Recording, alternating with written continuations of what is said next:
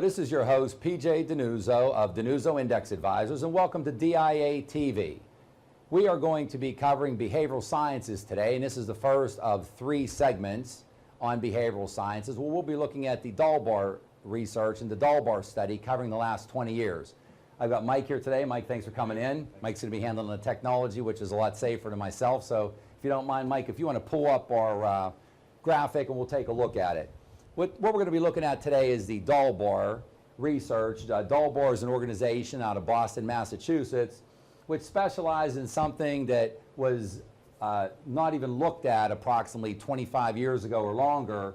They've started to study the majority of Nobel Prizes in investments the last decade have not been awarded on the investment side or the quantitative side, but rather on the behavioral science side, the softer side of science. How do investors feel? What are their emotions? How are these emotions affecting them?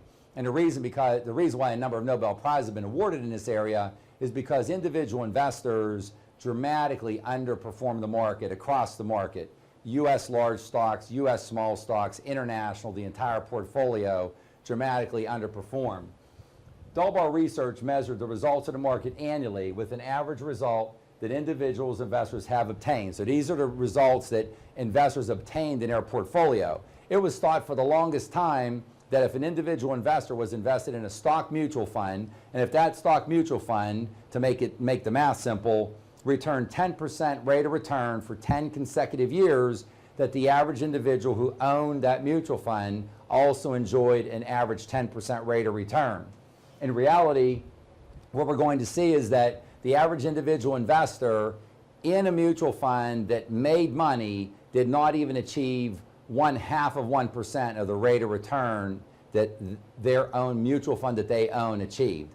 Individual investors come to the party late and leave the party early, come to the party late and leave the party early. What we're going to look at in our first segment of this our 3-part series on behavioral science is we're going to start with the big picture and then we'll drill down. On the DalBar research, DalBar observed that the S&P 500 index annually from 1992 to 2011 returned 7.81% rate of return.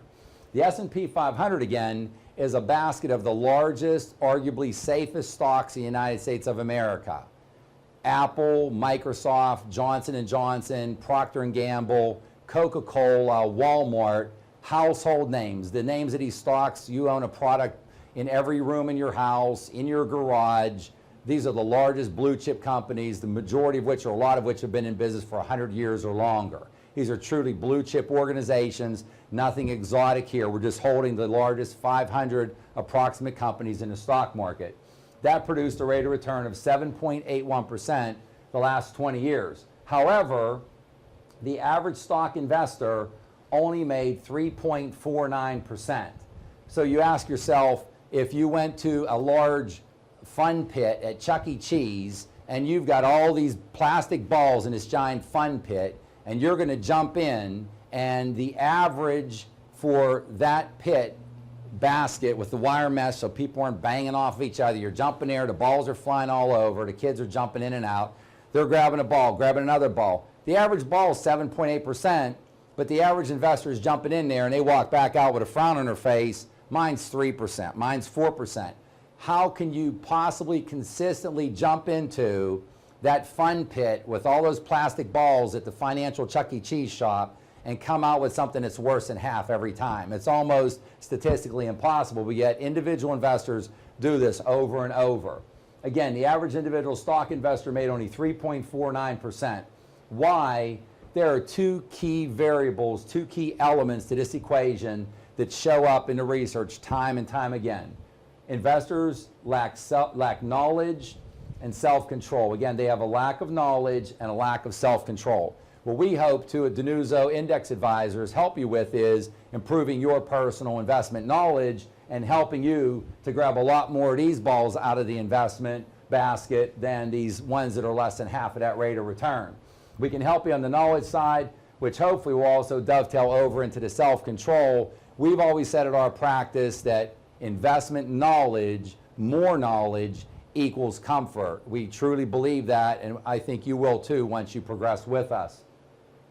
In the chart below, the hypothetical DalBar study results for the last 20 years, again 1992 to 2011, showing a $100,000 investment. The average equity, again, these are not bond owners, these are stock owners because we're looking at the stock market, the S&P 500.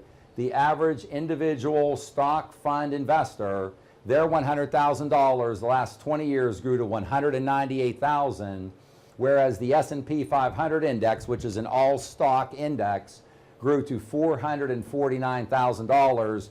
That would be considered below abysmal performance. So we're going to dig into the emotional reasons, the behavioral science reasons on helping your stack of money grow somewhere representative into this area. We'd actually like to even have a little bit higher through diversification. We want to thank you for tuning in. Again, this is your host, PJ DeNuzzo. Thank you for tuning in to DIA TV, which will be found on our website. Again, this is segment 1 of 3, and hopefully you'll turn in for our next 2 segments. Thank you.